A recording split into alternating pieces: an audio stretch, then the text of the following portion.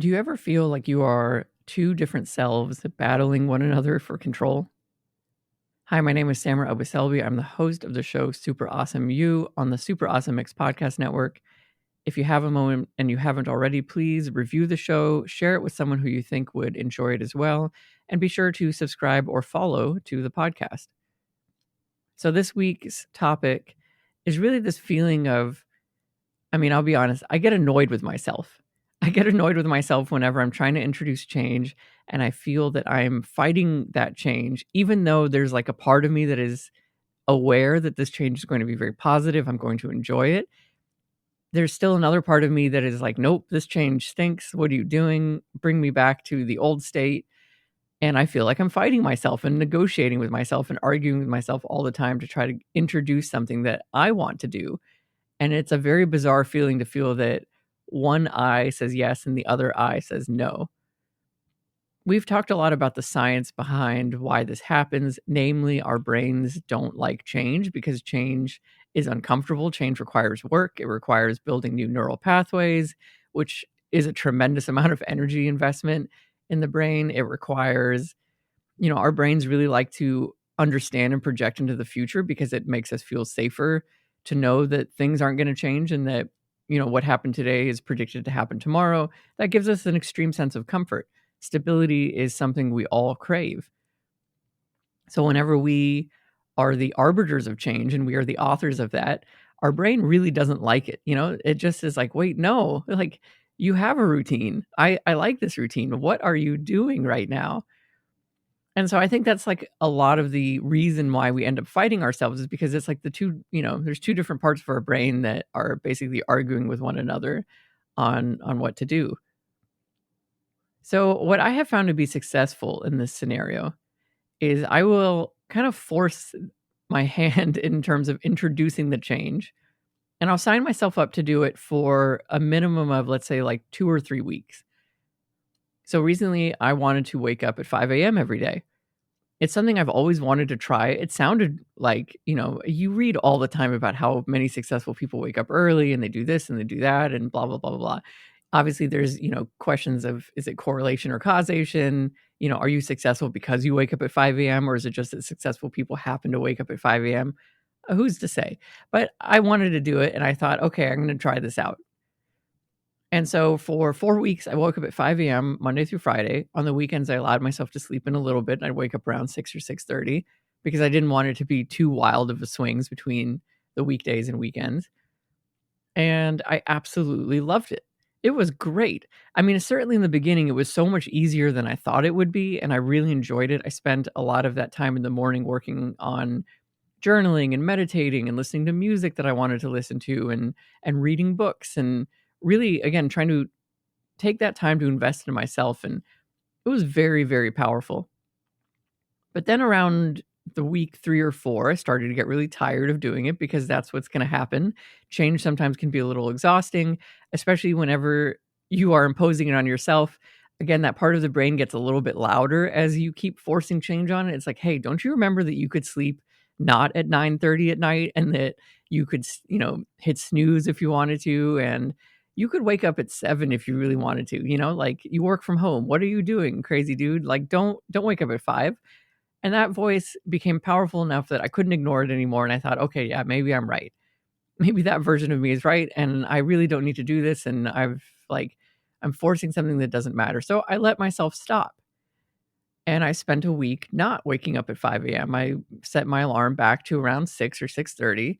And it was really, really eye-opening for me because I could then compare my life when I was doing it at 5 to the life that part of my brain was trying to convince me I wanted to do, and that gave me so much more ammo to go back to wanting to stick with the 5 a.m. habit.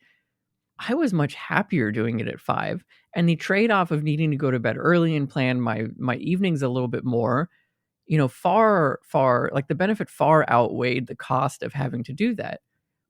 Because the days that I was waking up early, I truly, ironically, had more energy. By the end of the day, I just felt better. I felt like this was a productive day, a day well spent. I was exercising. I, was keeping up with chores in the house. Like all of these magical things kind of happen because I think waking up at 5 a.m. is a keystone habit, which we briefly touched on in a previous episode. It's one of these habits where y you surprise yourself that you're doing it because, waking up at 5 is, like, such a shocking thing to do for some people that you think, "Well, what else can I do?" And you start to do all these other very impressive things, and it dominoes from there. But spending that week not doing that, I think was really critical for me to be aware that that was an important change that I did wanna keep.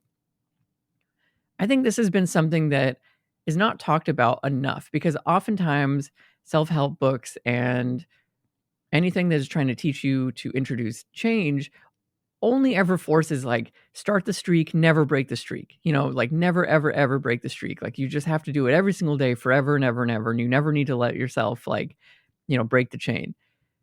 And I'm sure that for certain things, that is very important that you never break the chain.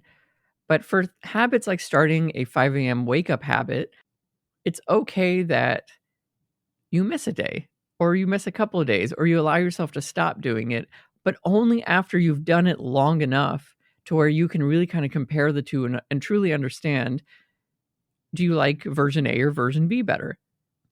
There have been a number of habits that I have tried where I'll stick with it for a month, sometimes 2 months, honestly, sometimes a whole year. I've made it doing something and then realize like this isn't providing the value that I thought it was. And I allowed myself to stop. You have to give yourself space to, reevaluate and get back the other side of the data and understand, using like kind of recency, like, do you want to continue doing this or not? One other example I'll give you is that so I've been vegetarian now for over 14 years. And actually most recently I've been a vegan for a year. And when I first was trying to go vegetarian, I didn't eat meat for like 3 or 4 months, and then I started eating it again because I thought, "Ah, this is really difficult," and at the time I was living in Texas, and Texas is not super well known for being vegetarian friendly. Big shock there, and so it was a little bit harder to go out with friends and family and, get a meal together and share that experience. So 3 or 4 months in, I thought, maybe being vegetarian is not for me." And I spent another 2 or 3 months eating meat again. And what was really interesting is that after those, 2 or 3 months of doing that, I thought back to my time being vegetarian and realized like, wow, I actually had more energy. I felt healthier. I liked the food choices I was making. I was, working out more for whatever reason. Like I didn't understand all the dots, but I was able to connect them looking back. And so then I made the decision, yep, I'm actually happier being vegetarian, so that's what I'm gonna do, and it just clicked, and that was that.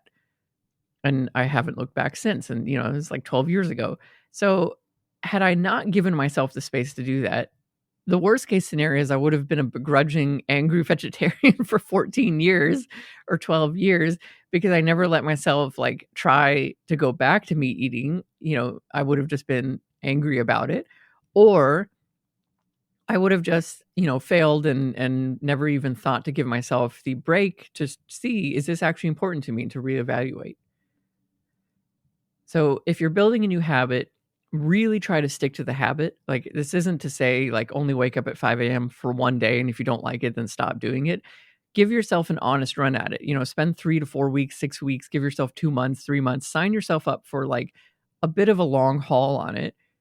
But then if it's just not clicking for you, stop doing it for a little bit and then check in with yourself again and evaluate like, am I better off in version A or version B?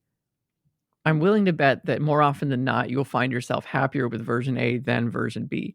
In other words, you'll find yourself happier having introduced the change versus going back to how things were. And that's how I've really helped to reconcile the argument in my brain of like, I like this, I don't like this, go back, etc.